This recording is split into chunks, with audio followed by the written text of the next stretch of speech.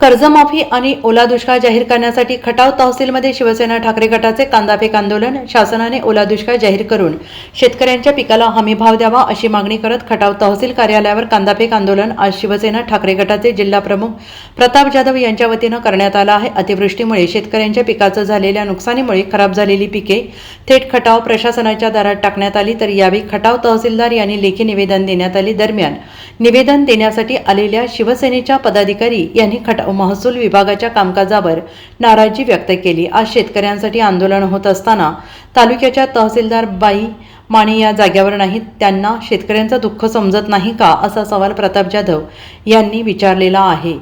उद्धव साहेब ठाकरे यांच्या आदेशाने महाराष्ट्रात पावसाने घातला हा धुमाकूळ आणि या निष्क्रिय सरकारचं भोंगडं पूर्ण ओलं झालेलं आहे। शेतकऱ्याच्या पूर्ण बिगर हिताचं सर्व कार्य चालू आहे।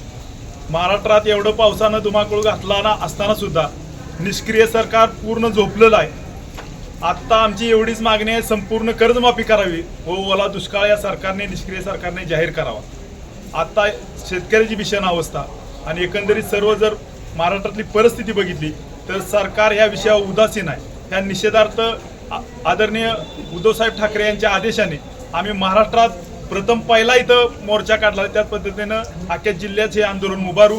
येणाऱ्या काळात पक्षाचे संपर्क करून आदरणीय बानुगडे पाटील यांच्या नेतृत्वाखाली कलेक्टर ऑफिसला मोठं आंदोलन आम्ही उभारणार। त्याची झलक म्हणून आज आम्ही या खटाव तालुक्याच्या दुष्काळाचा भाग म्हणून आम्ही इथं ओला दुष्काळ जाहीर करावा व कर्जमाफी करावी ही मागणी घेऊन तहसीलदारांच्याकडे आलो आहे। ती तहसील यंत्रणा व इथलं प्रशासकीय यंत्रणा केवढी गहाळ आहे यावरून दिसतं की आज तहसीलदार बी इथं उपस्थित नाही। शेतकऱ्यांचं म्हणणं, शेतकऱ्यांची बाजू मांडण्यासाठी इथं आम्ही आलेलो आहे।